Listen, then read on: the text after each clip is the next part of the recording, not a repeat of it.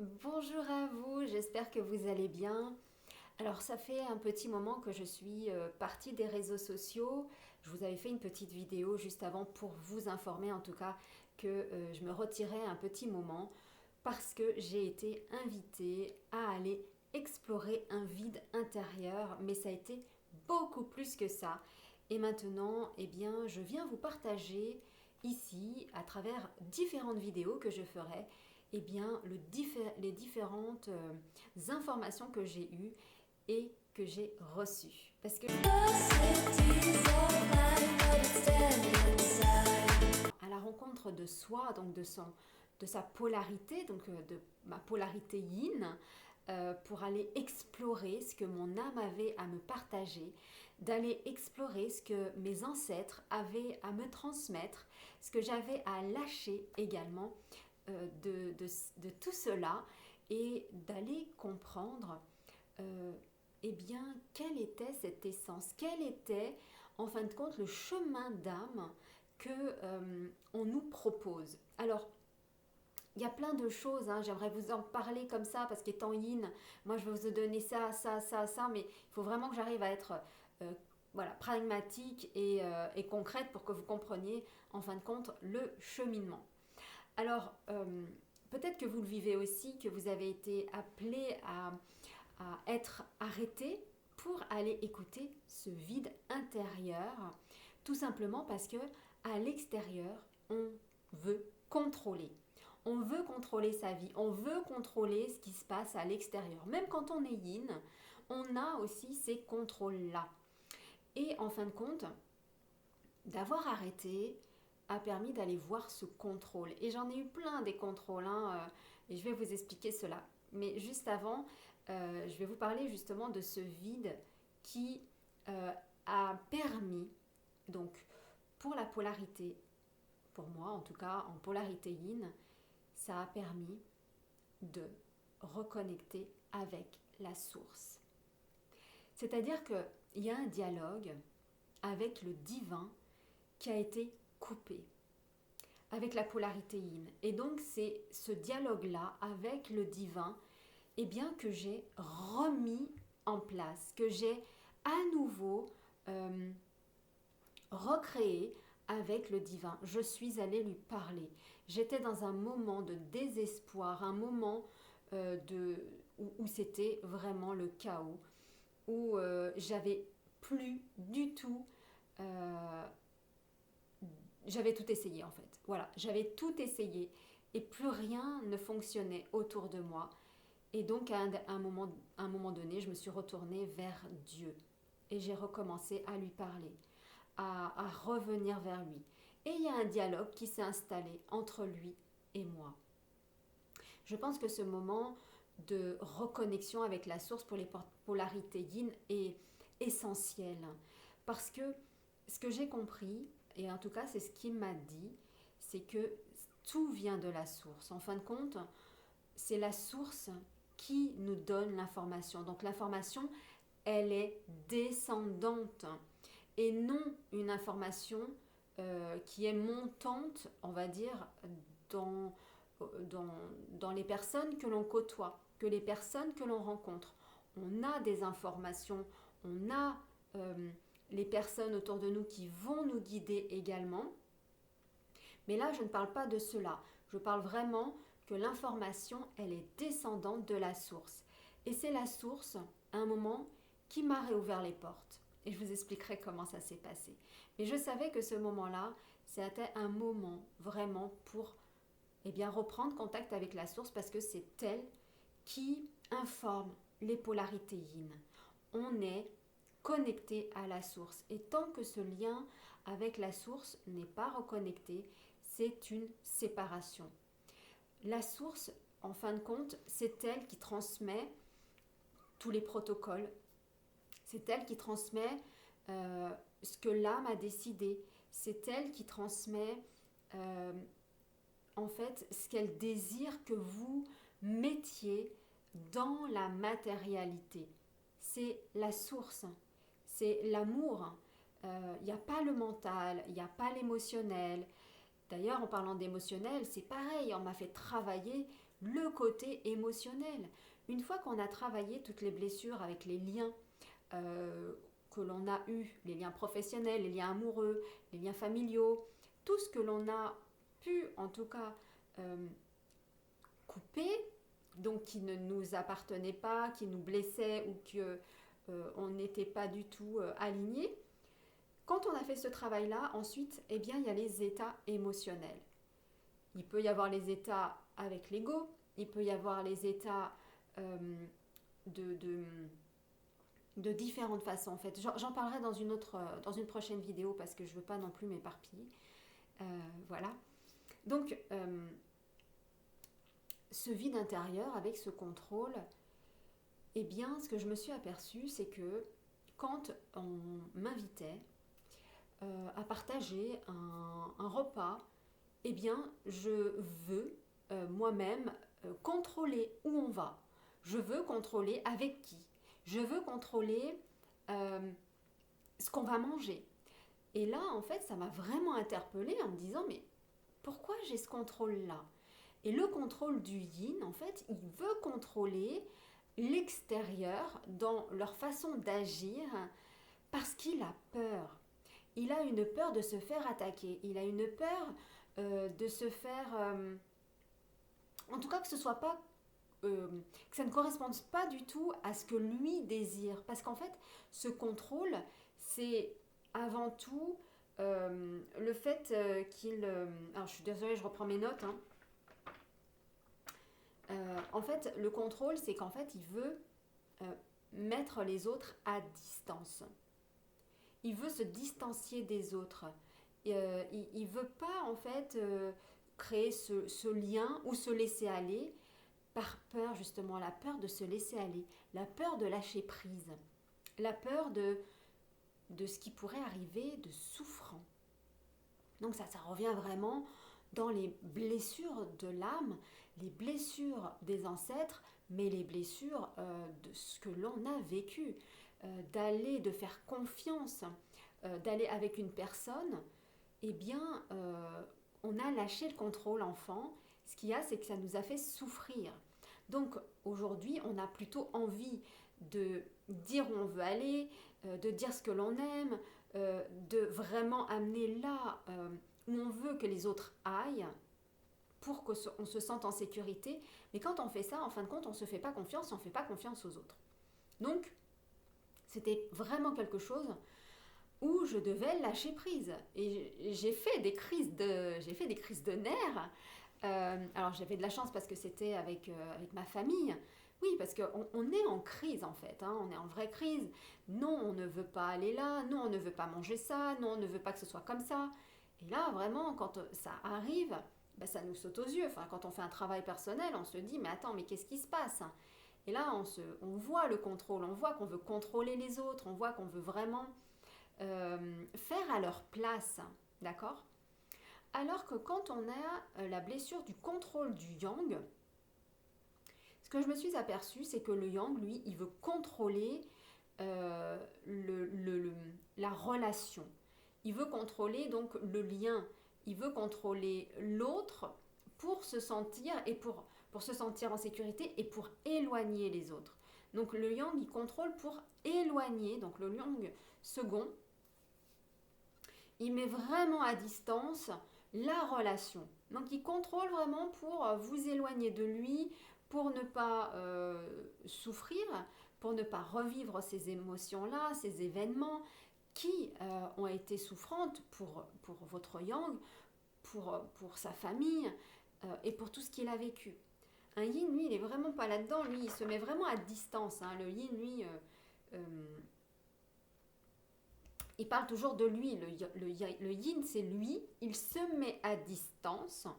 Le yang, il parle de l'extérieur, il met les autres à distance. Vous voyez la différence dans le contrôle. Donc, voilà. Donc, j'ai dû travailler sur moi, sur ma mise à distance avec ce qu'on voulait de moi-même. Et j'ai dû dépasser cela. Alors, le dépasser, à un moment donné, c'est « Ok, je vais y aller. Je vais aller voir. Je vais aller voir ce qui se passe. Je vais aller explorer, je vais aller déjà me faire confiance, me protéger, me faire confiance, mais faire confiance aussi aux autres. Eh bien, je peux vous dire que ça a été un moment vraiment magique. Parce que quand j'ai fait ça, quand j'ai accepté de lâcher le contrôle, d'accepter d'aller vers les autres, donc dans la communauté, et donc ne plus aller vers moi, alors ce qui s'est passé, c'est que c'était lors d'un repas familial, dans un restaurant, là où on me disait qu'il voulait aller dans un restaurant chinois, et moi c'est hors de question, je ne peux pas, enfin c'est pas que j'aime pas, hein. C'était juste moi et moi-même. Et en fin de compte, de pouvoir partager cela avec ma famille, eh bien, ils ont pris ça en compte et ils m'ont emmené dans un restaurant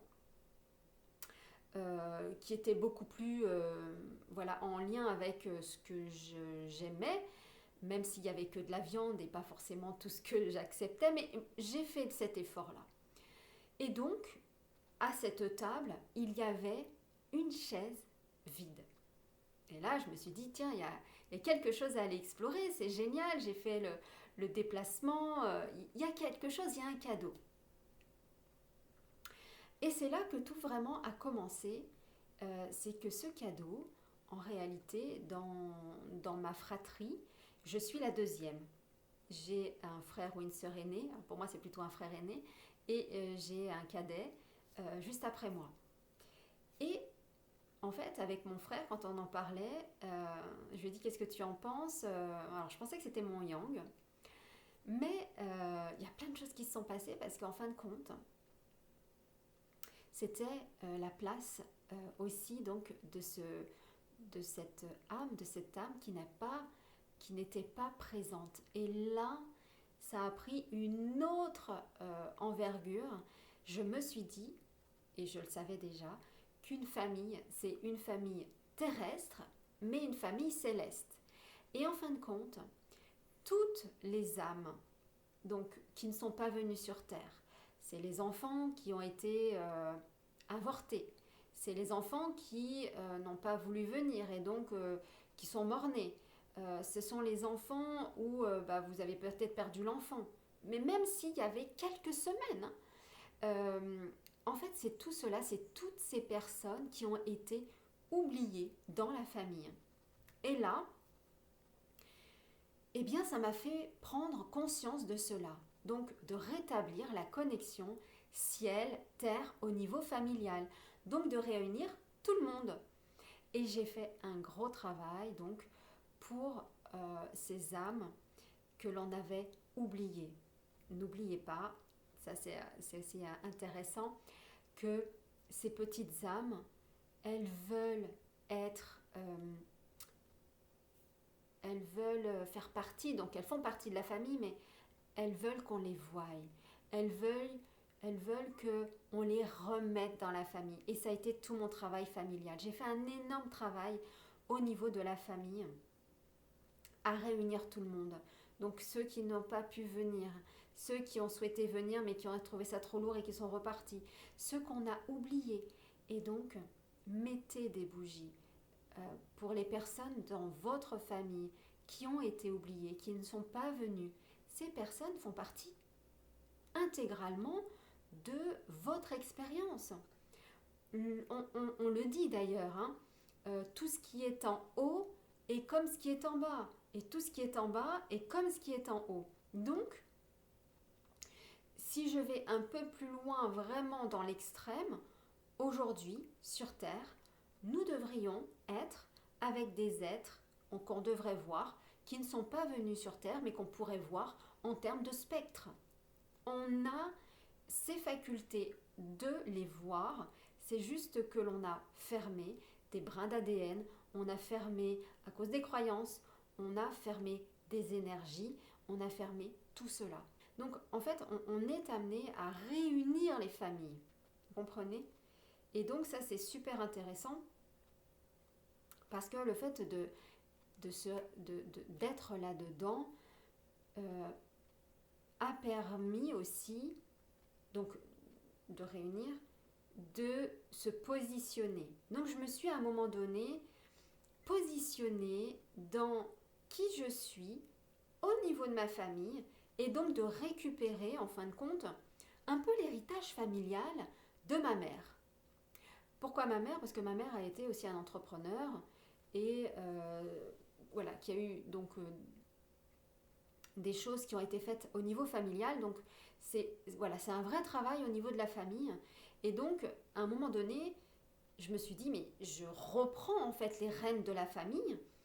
Et ce que j'ai fait, c'est que par rapport à ce qui s'était passé à cette époque-là, quand j'étais petite, et ce qui s'est passé avec ma mère et l'entrepreneuriat dans la famille, je me suis positionnée comme étant l'héritière. Et là, j'ai vibré quelque chose où je me suis affirmée et j'ai écrit sur mon téléphone comme si j'étais moi l'héritière et donc qui euh, donnait un avertissement et en même temps qui licenciait. Et que j'ai laissé la porte ouverte dans mon écrit en disant que si aujourd'hui vous souhaitez, en parlant à ma famille, hein, bien évidemment, qui était aussi dans cette aventure-là professionnelle, que s'ils souhaitaient effectivement reprendre les rendez-vous qui n'avaient pas été honorés par le passé, alors dans ces cas-là, j'annulerais ce que je venais de dire, c'est-à-dire de licencier. Hein, je licenciais en fait ma famille. Et je leur donnais aucun délai, je leur disais c'est maintenant. Et ce qui s'est passé, 30 minutes après, mon yang m'a envoyé une notification. Et là, je me suis dit, tiens, il a répondu à l'appel. Et là, je me suis dit, c'est bizarre, qu'est-ce qui se passe? Je ne comprends pas pourquoi il répond à cet appel-là alors que je parle à ma famille. Alors, premièrement, c'est tout simplement parce que votre flamme jumelle a vécu aussi avec vous des vies où il a pu être un oncle, une tante, un parent. Mais également, il a répondu parce que je me suis mis dans la même vibration que ce qu'il est aujourd'hui, lui, en tant que yang. Il vibre cela. Il vibre le fait d'être l'héritier de la famille. Donc, en étant l'héritier de la famille, il détient tout simplement la charge de la famille. Donc, peut-être pas au niveau professionnel, mais peut-être. Et ce qui s'est passé, c'est que j'ai pris donc cet alignement, ce positionnement, et il m'a envoyé cette notification. Donc vous voyez, ça fonctionne vraiment au niveau des vases communicants parce que ce que votre yang aujourd'hui est, donc dans son essence, dans sa vibration, dans son énergie, c'est ce que vous êtes aussi et que vous avez oublié ou que vous n'avez pas voulu porter.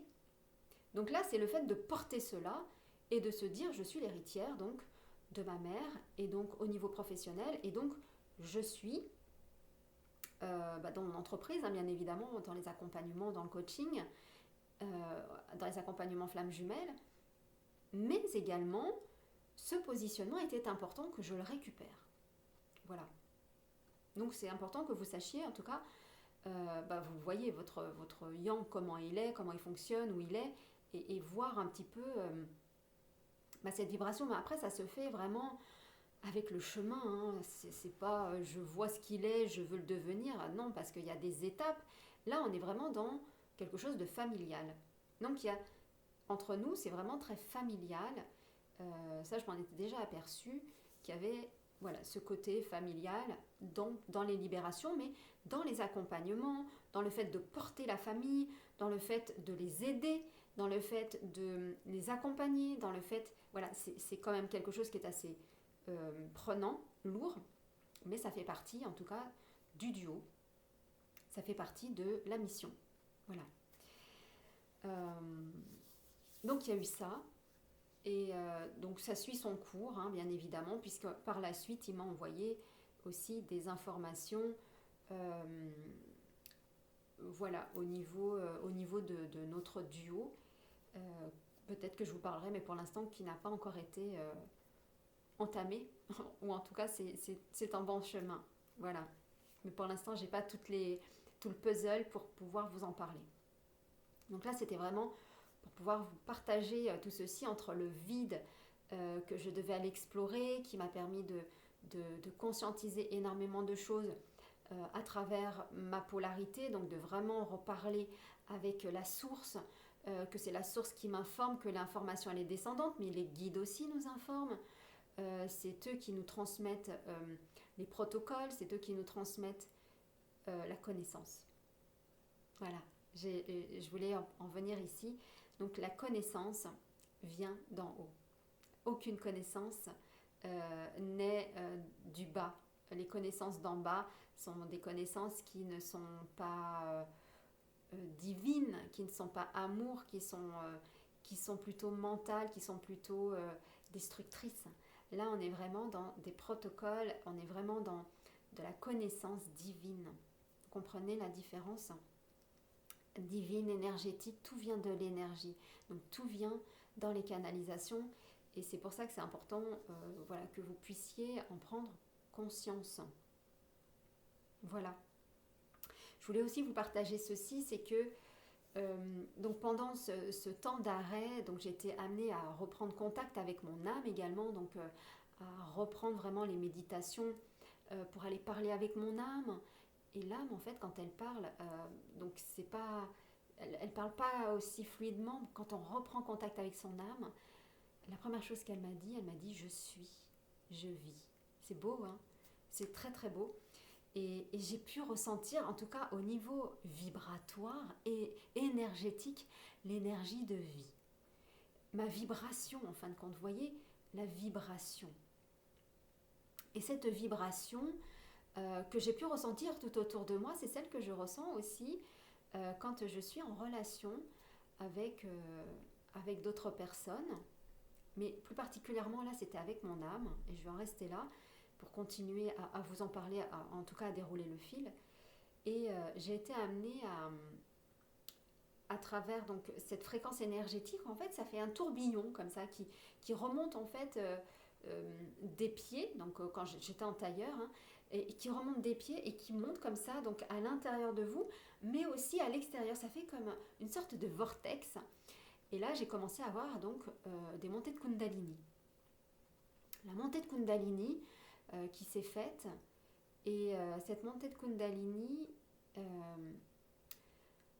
alors, j'ai entendu pas mal de choses sur les réseaux sociaux, et là, pareil, j'ai eu du contrôle. Donc, cette montée de Kundalini, je ne l'ai pas fait monter très très haut. Je m'en suis arrêtée au niveau du plexus solaire. C'est ce que j'ai dû aller, bien sûr, travailler ensuite pour me dégager justement des problèmes de colère émotionnelle. Mais ça, je vous parlerai dans une prochaine vidéo. Et donc, j'ai pas pu aboutir à la montée de Kundalini, mais c'est assez spectaculaire. Après, le temps qu'elle redescende, cette Kundalini, bah, il faut un peu de temps, donc elle remonte, elle redescend, donc c'est vraiment très spectaculaire. Là, j'ai mis du contrôle. Voilà, j'ai contrôlé, donc il y aura ça aussi à dépasser quand elle voudra bien revenir. Si jamais elle revient, bien évidemment. Voilà. Donc voilà tout ce que je voulais vous partager sur cette vidéo. J'espère qu'elle vous aura aidé.